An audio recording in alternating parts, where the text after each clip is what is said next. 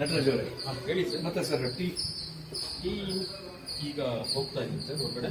ಹೌದಾ? ಏನು ಇವತ್ತು ಹೇಗಿದೆ ನಿಮ್ಮ ಧರಣಿ? ಎಷ್ಟನೇ ದಿನ ಇವತ್ತು? ಸರ್ ಇವತ್ತು 5ನೇ ದಿನಕ್ಕೆ ಕಾಲಿಟ್ಟಿದೆ. Okay okay. ಇವತ್ತಿನ ಉದ್ಘಾಟನೆ ಯಾರು ಬರ್ತಾ ಇದ್ದಾರೆ ಅತಿಥಿ? ಇವತ್ತಿನ ಉದ್ಘಾಟನೆ ಇವತ್ತು ಇಡೀ ಕರ್ನಾಟಕ ರಾಜ್ಯದಲ್ಲಿ ಏನು ಮಹಿಳೆಯರ ಮನಸೆಳೆದಿರ್ತಕ್ಕಂತಹ ಗುರೂಜಿ ಏನು ಮಹರ್ಷಿ ಆನಂದ್ ಗುರೂಜಿ ಅವರು ಬರ್ತಾ ಇದ್ದಾರೆ. ಆನಂದ್ ಗುರೂಜಿ ಅವರು ಬರ್ತಾ ಇದ್ದಾರಾ? Okay okay okay. ಮತ್ತೆ ಇನ್ನು ಸಂಘಟನೆಯವರು ಯಾರಾದ್ರು ನಿಮಗೆ? ಸಂಘಟನೆಯವರು ನಿಮಗೆ ದಿನಕ್ಕೆ 100 ಸಂಘಟನೆಗಳು ಬೆಂಬಲ ಕೊಡ್ತಾ ಇದ್ದಾರೆ. ಇವತ್ತು ಯಾರಿದ್ದಾರೆ? ಇವತ್ತು ಜೈ ಕರ್ನಾಟಕ ಸಂಘಟನೆ ನಮ್ಮ ಜೊತೆಲಿ ವೇದಿಕೆಯನ್ನು ಹಂಚಿಕೊಳ್ತಾ ಇದ್ದಾರೆ. ಅದ್ರ ಜೊತೆಲಿ ಒಂದು 2-3 ಸಂಘಟನೆಗಳು ಸಹ ಬರ್ತಾ ಇದ್ದಾರೆ. ಮತ್ತೆ ನಿಮ್ಮ ಸಂಘಟನೆ ಕೂಡ ಇರ್ತದೆ? ನಮ್ಮ ಸಂಘಟನೆ ಪ್ರತಿ ದಿವಸ ಇರ್ತದೆ. ನಿನ್ನೆ ಏನು ನಾನು ಕೇಳ್ಪಟ್ಟೆ, ಬಹಳ ಜನ ಇದ್ರಂತೆ, ಸಾವಿರಾರು ಜನ ಇದ್ರಂತೆ. ಇವತ್ತೇನು ಅದಕ್ಕಿಂತ ಜಾಸ್ತಿ ಆಗುತ್ತಾ? ಅಲ್ಲ, ಅದು ಹೋರಾಟಗಳು ದೊಡ್ಡ ಹೋರಾಟಗಳು ಯಾಕೆಂದ್ರೆ ದಿನೇ ದಿನೇ ಹೆಚ್ಚಾಗ್ತಾ ಇರುತ್ತೆ. ಒಂದು ಕಡಿಮೆ ಆಗ್ಬೋದು, ಕಡಿಮೆ ಆದ್ರೂ ಕೂಡ ಅದರ ತೀವ್ರತೆ ಏನಿರ್ತದೆ ಆ ತೀವ್ರತೆ ಕಡಿಮೆ ಆಗೋದಿಲ್ಲ. ಅದು ಸರ್ಕಾರಕ್ಕೆ ಮುಚ್ಚುವಂತ ಏನು ಕೆಲಸ ಮಾಡಬೇಕು ಕೆಲಸ ವೇದಿಕೆ ಮಾಡ್ತಾ ಇರ್ತಾರೆ. ಇವರೇ ನಾಗೇಶ್ವರ್ ಫೋನ್ ಇದೆ, ಒಂಚೂರು ಮಾತಾಡಿದ್ರೆ ಸರ್. ಮತ್ತೆ ಇವತ್ತಿನ ಹೋರಾಟ ಬಹಳ ಜೋರಾಗಿದೆ.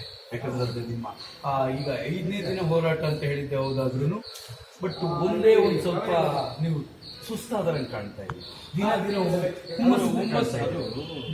ಮಾಡ್ತಾ ಇರ್ತಕ್ಕಂತಹ ಹೋರಾಟ ಆಗ್ತಾರೆ.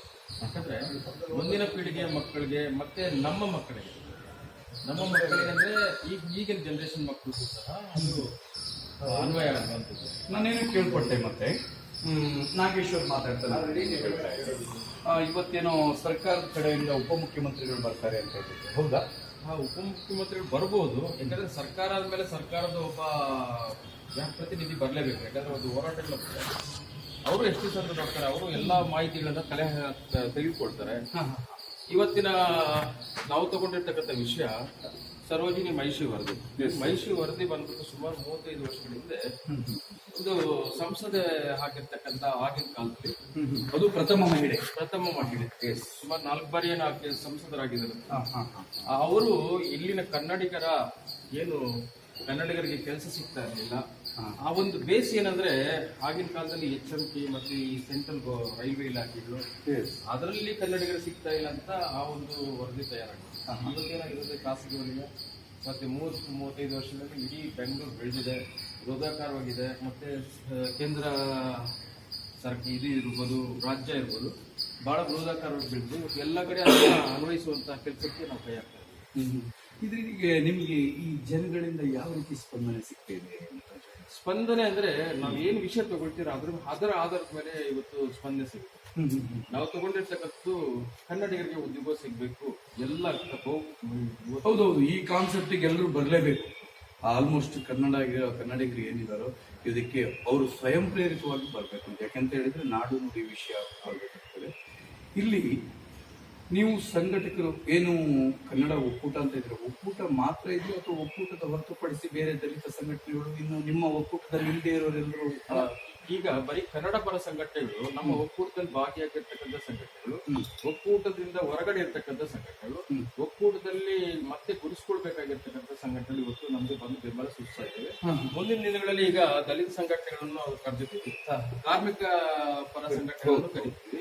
ಈಗ ನಿನ್ನೆ ರೈತ ಪರ ಸಂಘಟನೆಗಳು ಬಂದು ನಮಗೆ ಬೆಂಬಲ ಕೊಟ್ಟಿರೋದ್ರಿಂದ ಕೋಡಿಹಳ್ಳಿ ಚಂದ್ರಶೇಖರ್ ಅವರು ಬಂದಿದ್ರು ಅಂತ ನನಗೆ ಮಾಹಿತಿ. ಹೌದು, ಕೋಡಿಹಳ್ಳಿ ಚಂದ್ರಶೇಖರ್ ಬಂದಿದ್ರು. ಬಂದ್ಬಿಟ್ಟು ಅವರ ಒಂದು ಏನು ಸಂಘಟನೆ ಇತ್ತು, ಆ ಸಂಘಟನೆಯ ಶಕ್ತಿ ನಮ್ಗೆ ಸಂಪೂರ್ಣವಾಗಿ ಬೆಂಬಲವನ್ನು ಕೊಟ್ಟು ಹೋಗಿದ್ದಾರೆ. ಅದು ಇವತ್ತು ಕರ್ನಾಟಕದ ಜನತೆಗೆ ಒಂದು ಒಳ್ಳೆಯ ಇದು ಹೋಗಿದೆ, ಸಂದೇಶ.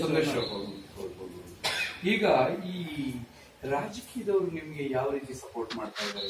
ಅಲ್ಲ, ಇವತ್ತು ನಮ್ಮ ವೇದಿಕೆಗಳಲ್ಲಿ ಇವತ್ತು ಎಲ್ಲಾ ರಾಜಕೀಯ ಪಕ್ಷದ ಕಾರ್ಯಕರ್ತರು ಇವತ್ತು ನಮ್ಮ ಸಂಘಟನೆಗಳಲ್ಲಿ ಗುಡಿಸ್ಕೊಬಿಟ್ಟಿದ್ದಾರೆ. ಯಾಕಂದ್ರೆ ಬರೀ ಸಂಘಟನೆಯಲ್ಲಿ 24 ಗಂಟೆನೂ ಕೆಲಸ ಮಾಡಿದ್ದಾರೆ. ಯಾಕಂದ್ರೆ ಅವರಿಗೆ ಅವ್ರದೇ ಆದಂತಹ ಒಂದು ಕರ್ತವ್ಯಗಳು. ಆದ್ರೂ ಕೂಡ ಎಲ್ಲ ಸಂಘಟನೆಯ ಪದಾಧಿಕಾರಿಗಳು ಸಹ ಯಾವುದೇ ರಾಜಕೀಯನ ಅಲ್ಲಿ ತರದೆ ಪಕ್ಷಾತೀತವಾಗಿ ಯಾರ ಮೇಲೂ ಕೂಡ ಒಂದು ಗೂಬೆ ಕೂರಿಸ್ತದೆ. ಅವ್ರ ಪಾಡಿಗೆ ಅವರು ಕನ್ನಡ ಕೆಲಸ ಆಗ್ಬೇಕಷ್ಟೇ. ಇದು ನಾವು ಯಾರ ವಿರುದ್ಧ ಅಲ್ಲ, ನಾವು ಕನ್ನಡಿಗರ ಪರ ಅನ್ನೋದು ನೀವು ಹೇಳ್ತೀವಿ. ಯಾರ ವಿರುದ್ಧ. ಇವತ್ತು ನಮ್ಮ ಆನಂದ್ ಗುರೂಜಿಯವರು ಬರ್ತಾ ಇದಾರೆ ಅಂತ ಹೇಳ್ಬಿಟ್ಟು ಹೇಳಿದ್ರಿ ನೀವು, ಬಹಳ ಖುಷಿಯಾದ ವಿಷಯ. ಈ ಆನಂದ್ ಗುರೂಜಿಯವರ ಜೊತೆ ಬಹಳಷ್ಟು ನಮ್ಮ ಗುರೂಜಿಗಳಿದ್ದಾರೆ, ಬಹಳಷ್ಟು ಗುರೂಜಿಗಳ ಸಮೂಹ ಇದೆ. ಅವ್ರೇನಾದ್ರೂ ಬೆಂಬಲ ಏನಾದ್ರು ಘೋಷಣೆ ಮಾಡಿದಾರ? ನಮ್ಗೆ ಆದಿಚುಂಚನಗಿರಿ ಮಠದೇಶ್ವರಿ ಇದ್ದಾರೆ. ಸಾಮಾನ್ಯವಾಗಿ ಯಾವುದೇ ಒಂದು ರಾಜಕೀಯ ಕ್ಷೇತ್ರದಲ್ಲಾಗ್ಲಿ ಇನ್ಯಾವುದೇ ನಡೆಯುವಂತ ಒಂದು ಕ್ಷೇತ್ರದಲ್ಲಿ ಅವ್ರು ಇರ್ತಾರೆ. ಹಾಗೆ ಕನ್ನಡ ಪರ ಹೋರಾಟಗಾರರ ಜೊತೆ ಬಹಳಷ್ಟು ಜನ ಏನಾದ್ರು ಇದ್ದಾರಾ?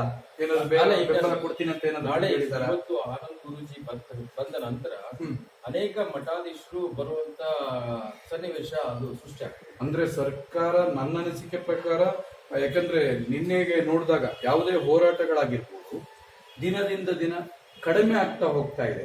ಅಂತದ್ರಲ್ಲಿ ನಿಮ್ಮ ಹೋರಾಟ ನಿನ್ನೆ ಮತ್ತು ಮೊನ್ನೆ ಎಲ್ಲ ಗಮನಿಸಿದಾಗ ಗಣನೀಯವಾಗಿ ಏರಿಕೆ ಆಗ್ತಾ ಇದೆ. ಇವತ್ತದು ಬೇರೆ ನಿಮ್ಮ ಆನಂದ್ ಗುರುಜಿ ಅವರು ಬರ್ತಾರೆ ಅಂತ ಹೇಳಿದ್ರೆ ಅವರಿಗೆ ಅಭಿಮಾನಿಗಳು ಬಹಳಷ್ಟು ಜನ ಇದ್ದಾರೆ. ಯಾಕಂದ್ರೆ ಅವರೇ ಖುದ್ದು ನಾನು ಇಡೀ ದಿನ ಇರ್ತೀನಿ ಅಂತ ನಿಮ್ಮ ಹತ್ರ ಬೇರೆ ಮಾತಾಡಿದ್ದಾರೆ ಅನ್ನೋದು ನನಗೆ ಮಾಹಿತಿ ಇದೆ. ಸೊ ನಿಮ್ಮ ಹೋರಾಟ ಜಾಸ್ತಿ ಆಗ್ತಿದೆ. ಸರ್ಕಾರ DCM ಅಲ್ಲ, ಇವ್ರನ್ನೇ ಮುಖ್ಯಮಂತ್ರಿ ಏನು ಅನುಮಾನ ಇಲ್ಲ. ಯಾರೇ ಬಂದ್ರು ಸಹ ನಮಗೆ ಅನುಷ್ಠಾನ ಮಾಡ್ತೀವಿ ಅನ್ನೋ ತನಕ ನಾವು ಆ ಧರಣಿ ಸತ್ಯಾಗ್ರಹವನ್ನ ಕೈ ಬಿಡೋದಿಲ್ಲ. ಇವತ್ತು ಭರವಸೆ ಇವತ್ತು ಯಾವುದೇ ಹೋರಾಟಗಳು ಆಗಿರ್ಬೋದು, ಧರಣಿ ಸತ್ಯಾಗ್ರಹಗಳು ಬರೀ ಭರವಸೆಗಳ ಆಧಾರದ ಮೇಲೆ ನಡೀತಾ ಇದಾವೆ. ಭರವಸೆಗಳನ್ನ ಮೆಟ್ಟಿ ಅಲ್ಲ, ರಾಜಕೀಯ ಅನ್ನೋದೇ ಭರವಸೆ ನಡೀತಾ ಇದೆ ಬಿಡಿ. ಯಾಕೆಂತ ಹೇಳಿದ್ರೆ ಇವತ್ತಿನ ಮುಖ್ಯಮಂತ್ರಿಗಳು ನಾಳೆ ಇರ್ತಾರೆ, ನಾಡ್ದಿರ್ತಾರೆ ಅಂತ ಇಲ್ಲ, ಗೊತ್ತಿಲ್ಲ ಅಂತ ಒಂದು ಹೀನಾಯ ಸ್ಥಿತಿ ನಮ್ಮ ದೇಶದಲ್ಲಿ. ಆಮೇಲೆ ನಾವು ಇನ್ನೊಂದು ಇವತ್ತು ಏನು ಯೋಚನೆ ಮಾಡ್ತಾ ಇದೀವಿ ಅಂದ್ರೆ, ಇವತ್ತು ನಾವು ಯಾರಿಗೋಸ್ಕರ ಹೋರಾಟ ಮಾಡ್ತಾ ಇದೀವಿ ಅಂದ್ರೆ ಯುವ ಪೀಳಿಗೆಗೋಸ್ಕರ ಹೋರಾಟ ಮಾಡ್ತಾ ಇದೀವಿ. ಈಗ ಅವರು ಎಲ್ಲ ಒಂದ್ ಕಡೆ ಒಂದು ಡಿಗ್ರಿನೋ ಅಥವಾ ಅವರು 10ನೇ ಕ್ಲಾಸು PUC ಓದಿರ್ತಾರೆ, ಇಲ್ಲ ಒಂದು ಡಾಕ್ಟರೇಟ್ ತಗೊಂಡಿರ್ತಾರೆ, ಅಥವಾ ಒಂದು ಪೊಲೀಸ್ ಇಲಾಖೆಯಲ್ಲಿ ಕೆಲಸ ಮಾಡ್ಬೇಕಂತ ಇರ್ತಾರೆ. ಅವ್ರಿಗೆಲ್ಲ ಇದು ಈ ಒಂದು ವರದಿ ಬಂದ ತಕ್ಷಣ ಒಂದೆರಡು ವರ್ಷಗಳಲ್ಲಿ ಅದು ಎಲ್ಲರಿಗೂ ಅನ್ವಯಿಸುವಂತಾಗ್ತದೆ. ಹೌದು. ರಾಘವೇಂದ್ರ ಅವರೇ, ಬಹಳ ಚೆನ್ನಾಗಿ ಕಾಣಿಸ್ತಾ ಇದ್ದೀರಾ, ತುಂಬಾ ಚೆನ್ನಾಗಿ ಕಾಣಿಸ್ತಾ ಇದ್ದೀರಾ. ಬೆಳಗ್ಗೆ ನಿಮ್ಗೆ ಸಿಕ್ಕಿರೋದು ನಮ್ಗೆ ಒಂಥರ ಬೂಸ್ಟಿಂಗ್ ತರ ಕಾಣಿಸ್ತಾ ಇದೆ. ನಿಮ್ಮ ಮೀಸೆ ತುಂಬಾ ಚೆನ್ನಾಗಿದೆ. ಗೆಳೆಯರೇ, ನೀವು ಈ ಹೋರಾಟಕ್ಕೆ ಯಾವ ರೀತಿಯ ಒಂದು ಬೆಂಬಲ ಕೊಡ್ತಾ ಇದ್ದೀರಾ? ನೀವು ಹಗಲಿರುಳು ಜೊತೆ ಇದ್ದೀರಿ ಅಂತ ಹೇಳ್ಬಿಟ್ಟು ಹೇಳ್ತಾ ಇದ್ರು. ನಾನು ಎಲ್ಲದ್ರ ಬಗ್ಗೆ ಮಾಹಿತಿ ತಗೊಂಡಾಗ ನೀವು ಯಾವ ರೀತಿಯಾಗಿ ಇದಕ್ಕೆ ತಯಾರಾಗಿದ್ದೀರಿ? ನೋಡಿ, ನಮ್ದು ಹಾಸನ ಡಿಸ್ಟಿಕ್ ಅಕ್ಲೂರು ತಾಲೂಕು. ಬನ್ನಿ ಮಾಡೋಣ. ಬೆಂಗಳೂರು ಬಂದು ಸುಮಾರು 20 ವರ್ಷ ಆಯ್ತು. 20 ವರ್ಷದಲ್ಲಿ 20 ಜನ್ಮಕ್ಕಾಗಷ್ಟು ನೋವುಗಳನ್ನ ನಾವು ನೋಡಿದೀವಿ. ನಮ್ ಕನ್ನಡಿಗರಿಗೆ ಕರ್ನಾಟಕದಲ್ಲಿ ಉದ್ಯೋಗ ತಗೊಳಕ್ಕೆ ಕರ್ನಾಟಕನೇ ಇಲ್ಲಿ ಅಲ್ಪಸಂಖ್ಯಾತ ಬಿಡಿ, ಅದು ಅಲ್ಪಸಂಖ್ಯಾತರಾಗಿದ್ದಾರೆ. ಬೇರೆ ರಾಜ್ಯದಿಂದ ಯಾವ್ದೋ ಒಂದು ಕಂಪನಿ ಆಗ್ಲಿ, ಗೌರ್ಮೆಂಟ್ ಉದ್ಯೋಗ ಆಗ್ಲಿ, ಬ್ಯಾಂಕ್ ಉದ್ಯೋಗ ಆಗ್ಲಿ, ಪ್ರತಿಯೊಂದು ಉದ್ಯೋಗದಲ್ಲೂ ಬೇರೆ ಬೇರೆ ರಾಜ್ಯದ ಬೇರೆ ಬೇರೆ ಭಾಷೆಯ ಜನಗಳಿದ್ದಾರೆ ಹೊರತು ನಮ್ಮ ರಾಜ್ಯದ ಕನ್ನಡ ಭಾಷೆ ಮಾತನಾಡೋ ಜನಗಳಿಗೆ ಯಾವುದೇ ರೀತಿ ಸೌಲಭ್ಯಗಳು ಸಿಗ್ತಾ ಇಲ್ಲ, ಕೆಲಸಗಳು ಸಿಗ್ತಾ ಇಲ್ಲ. ಎಷ್ಟು ಇವತ್ತು ರಾಜ್ಯದಲ್ಲಿ ನಾವು ನೋಡೋದಕ್ಕೆ ಈ ತರ ಒಂದು ಜೀವನ ನಾವು ಬದುಕಕ್ಕೆ ನಮ್ಮ ರಾಜ್ಯನ ನಾವು ಬೇರೆ ರಾಜ್ಯಕ್ಕೆ ಬಂದಿದ್ದು ನಮ್ಗೆ ಗೊತ್ತಾಗ್ತಾ ಇಲ್ಲ. ರಾಘವೇಂದ್ರ ಅವರು, ನಾನು ನಿಮ್ಮ ಹತ್ರ ಒಂದು 5 ನಿಮಿಷ ಬಿಟ್ಟು ಮಾತಾಡ್ತೀನಿ.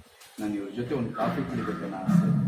ಈಗ ಒಂದು ಕಾಫಿ ಕುಡಿಸ್ಬೇಕು ಸರ್ ನೀವು. ಖಂಡಿತ ನಿಮ್ಮ ಹೋರಾಟ ಯಶಸ್ವಿಯಾಗಿ. ಆಮೇಲೆ ಇದರಲ್ಲಿ ಒಂದು ಸಂದೇಶ ಇವತ್ತು ವಿದ್ಯಾರ್ಥಿಗಳಿಗೆ ಕೊಡ್ಬೇಕಂತ ನೀವು ನೋಡ್ತಿದ್ದೀರಾ, ಇವತ್ತಿನ ಧರಣಿ ಸತ್ಯಾಗ್ರಹ ನಮ್ಗೆ ಬಹಳಷ್ಟು ಮಟ್ಟಕ್ಕೆ ಯಶಸ್ಸು ಆಗ್ಬೇಕಂದ್ರೆ ವಿದ್ಯಾರ್ಥಿಗಳು ಬರ್ಬೇಕಾಗಬೇಕು.